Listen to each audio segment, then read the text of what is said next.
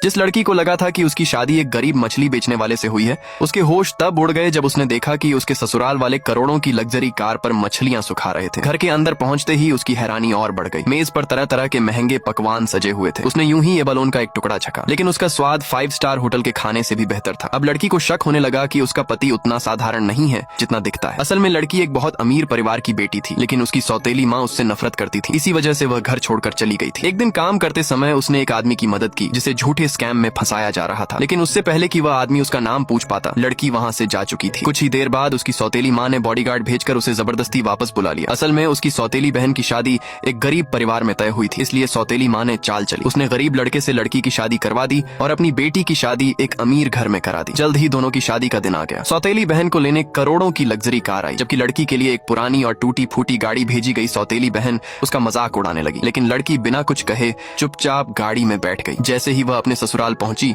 तभी एक छोटा सा मुर्गा अचानक दरवाजे से उड़ता हुआ बाहर आया। लड़की डर कर तुरंत पीछे हट गई। तभी उसकी सास मुस्कुराते हुए आगे आई और प्यार से उसका स्वागत करके उसे अंदर ले गई। कुछ देर बाद उसका पति साइकिल चलाते हुए घर पहुंचा। दोनों ने जैसे ही एक दूसरे को देखा, तुरंत पहचान लिया। ये वही आदमी था जिसकी लड़की ने पहले मदद की थी। अपनी पत्नी को देखकर वह बेहद खुश हो गया। तभी उसकी माँ ने उसे शगुन का तोहफा देने की याद दिलाई। लड़की ने देखा कि लाल कपड़े पर अभी भी मछली के चिलके चिपके हुए थे। उसे ये थोड़ा अजीब लगा, लेकिन जैसे ही उसने कपड़ा खोला, उसके होश उड़ गए। अंदर सोने के कंगनों का पूरा सेट रखा था। अब लड़की और भी सोच में पड़ गई कि क्या उसका पति सच में सिर्फ मछली बेचता है। तभी उसकी सास ने बताया कि उनका परिवार कई पीढ़ियों से फिश फार्मिंग का कारोबार करता आ रहा है। इसके बाद उसका पति उसे अपना फिश फार्म दिखाने ले गया। वहां पहुंचते ही लड़की दंग रह गई। उनका फिश फार्म पूरे पहाड़ जितने बड़े इलाके में फैला हुआ था। तभी पति ने एक बार फिर उसकी मदद के लिए धन्यवाद कहा और पॉकेट मनी बताकर $1 मिलियन वाला बैंक कार्ड उसके हाथ में रख दिया। उसी पर लड़की को समझ आ गया कि उसका पति इस पूरे इलाके का सबसे बड़ा फिश फार्मर है। उधर उसकी सौतेली बहन, जिसने अमीर घर में शादी की थी, बिल्कुल भी खुश नहीं थी। सिर्फ सास की मालिश करते समय हल्की सी गलती होने पर